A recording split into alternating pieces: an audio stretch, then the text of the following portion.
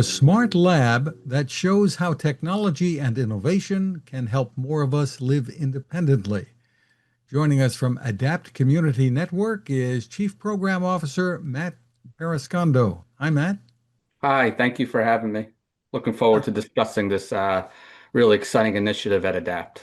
Well, a pleasure to meet you. Let's start out with a little bit of background, maybe, about the Adapt Community Network. Sure. So Adapt Community Network is an organization that provides supports to children and adults with developmental disabilities.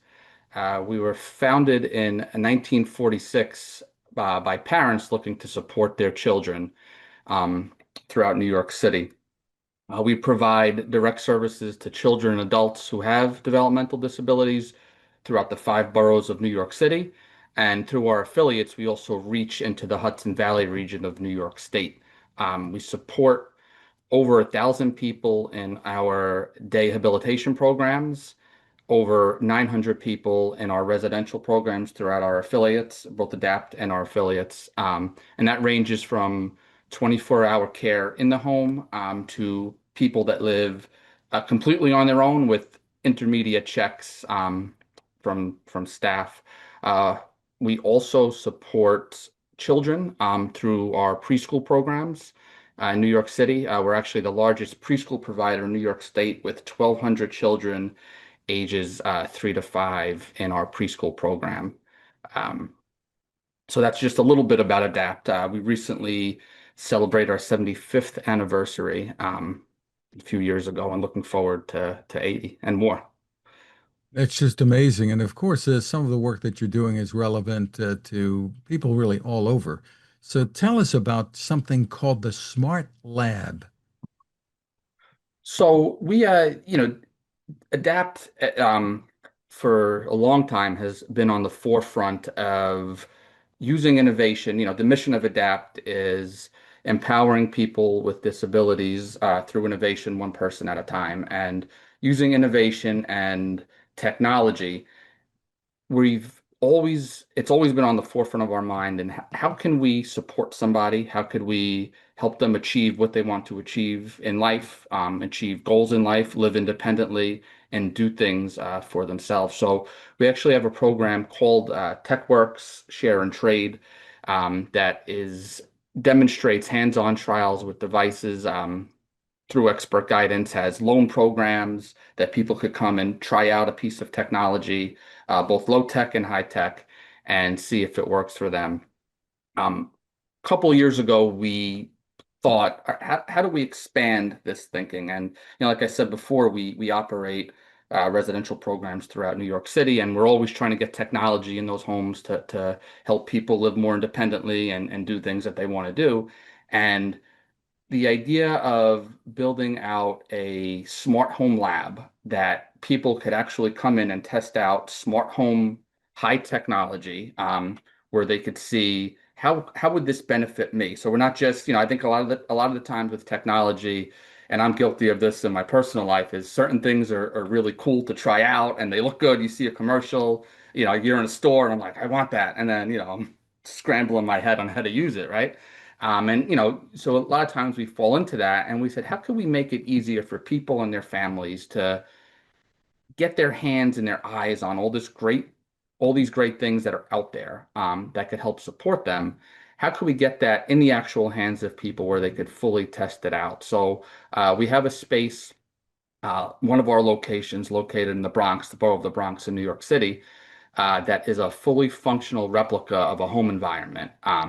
We use it as a hub for showcasing and developing different assistive technologies.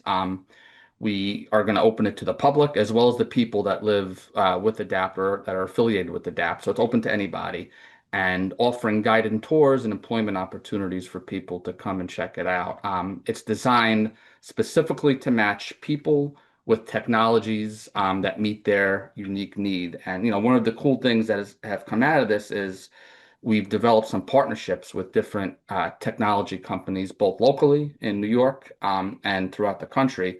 And I think of one partnership with a place in California that developed a ring. It's called the Lotus Ring, that is used. It actually doesn't use Wi-Fi. And when we think about technology and some of the trip ups that folks have, it's internet connection and Wi-Fi, and there's stuff for that we have built into this lab. But you could actually test this ring out. It's infrared. It uses infrared technology, and it's for people with mobility issues. And you could use this ring to turn your lights on and off, or other switches throughout your apartment without getting up. So if you have a mobility issue when you're in bed and you don't want to get up, or you can't get up and you need extra support for that, but you really want your lights off or you really want your lights on, instead of waiting for somebody to do that for you, it gives you the power to do that when you want it, how you want it. So that's just one of the pieces of technology that's in that house, that's available for, or in that smart lab house, that people could use and test out and can make a difference in someone's life.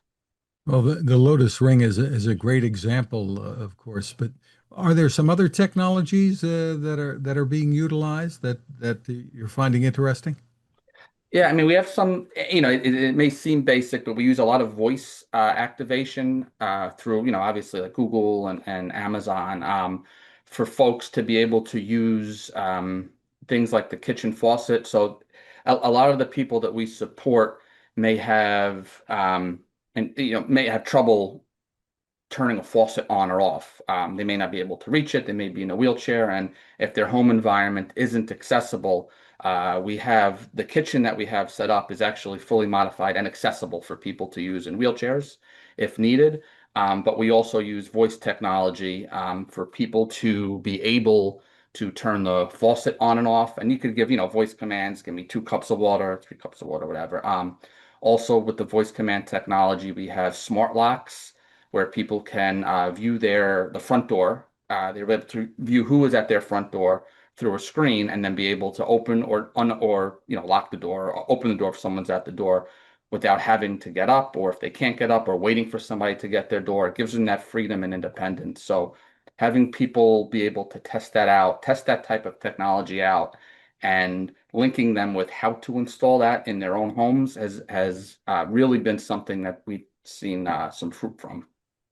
Now, this is in New York City, as you've said, but there really are ramifications for people everywhere, aren't there?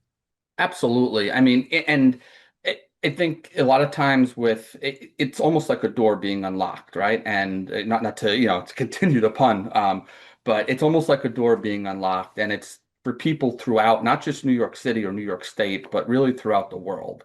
And technology opens doors for people to have independence and be able to really do things, that they may not have been able to do before, that they needed assistance for doing, and it helps them achieve that level of independence that is so, so important. That I think a lot of times we take for granted. I know I take for granted. I said before, our mission at Adapt is empowering people through these innovative solutions, one person at a time. And it's just important to remember, when you're dealing with people, people have unique needs, unique wants, unique desires, and using technology to match them, not just people with developmental disabilities, but any person, and technology, and using innovative technology, and home enabling supports could benefit anybody. And that's really one of the goals of the Smart Lab, is not just supporting people with developmental disabilities, which ADAPT does, like I said before, throughout New York City and New York State,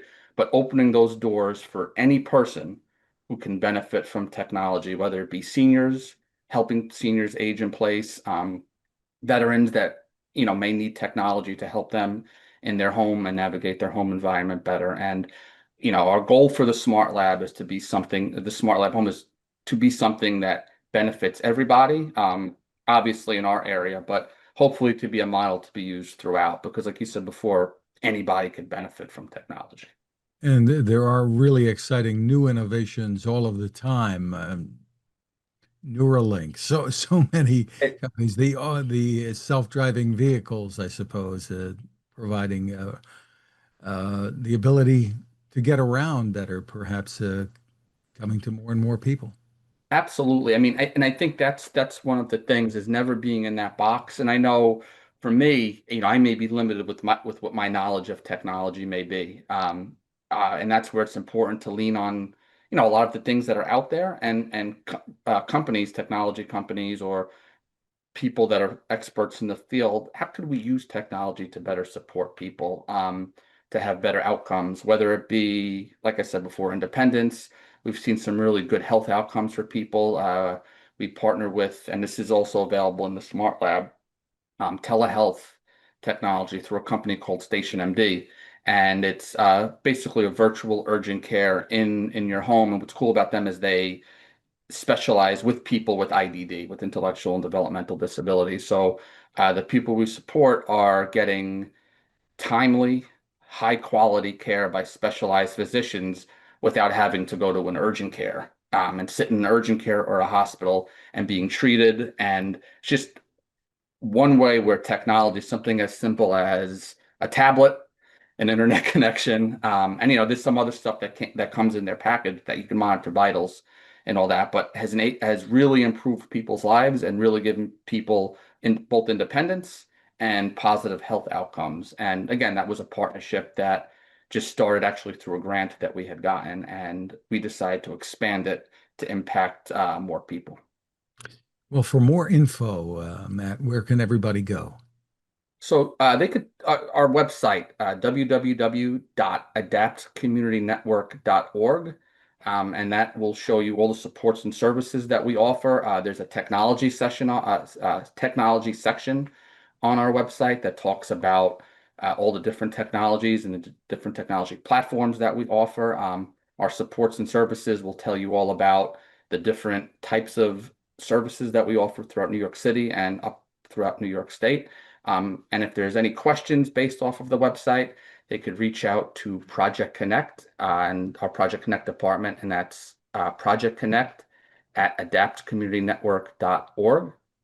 And they will be able to connect you. There's also a phone number for Project Connect, which is 1-877-827-2666. And they'll be able to literally connect you with somebody at Adapt who can, if they're interested in learning more about the Smart Lab or learning more about some of the technology initiatives that we've put on at Adapt, and some of the technology that we've used, they'll be able to link you with that person and start a conversation.